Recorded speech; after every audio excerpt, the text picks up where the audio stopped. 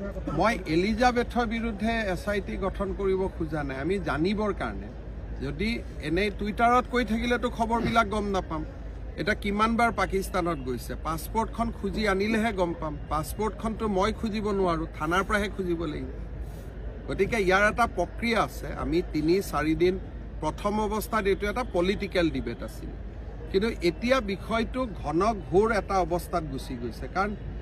তৰুণ গগৈ বোৱাৰী এগৰাকী বিয়াৰ পিছত পাকিস্তানত যাব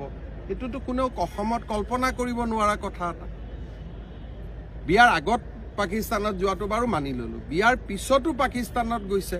এটা তেনেকুৱা ইনফৰমেশনো আহিছে এটা তাৰ কাৰণে কি কৰিব লাগিব তেওঁৰ পৰা পাছপোৰ্ট ভিসাখন মাতি আনিব লাগিব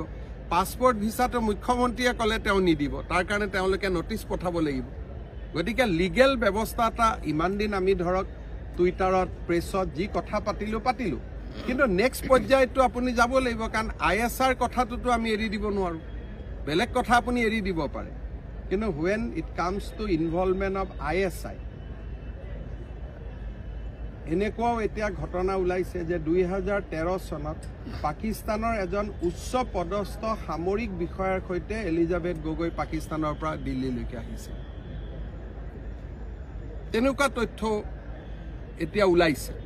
এটা এই তথ্যবিলাক চাবৰ কাৰণে সেই ডেটবিলাকৰ পাছপোৰ্ট ভিসা ষ্টাম্পিং চাব লাগিব এটা আমিতো মই মুখ্যমন্ত্ৰীয়ে কলেতো এইবিলাক নেদেখুৱাই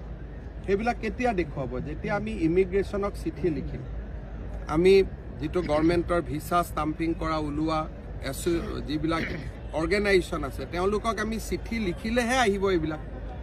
গতিকে এইবিলাক যেতিয়ালৈকে আমি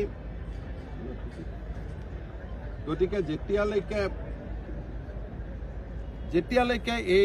চিঠি পত্ৰবিলাক আমি সংগ্ৰহ কৰিব নোৱাৰো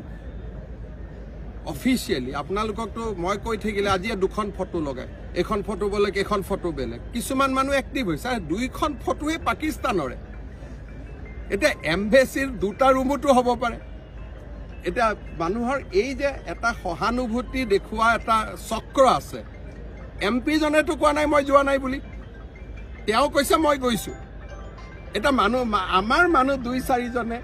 বেছি সমৰ্থন দেখুৱাবৰ কাৰণে এখন ফটোটোৰ মাজত ডিফাৰেন্স কি আছে এটা শব্দ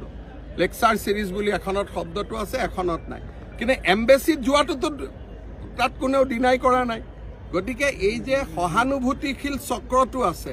তেওঁলোককো আমিতো কাগজ পত্ৰ দি বুজাব লাগিব ন যে সক এখন ভিসাৰ কপি এখন পাছপোৰ্টৰ কপি এটো ষ্টাম্প হয় সেই খবৰখিনি লিগেলি আনিবৰ কাৰণে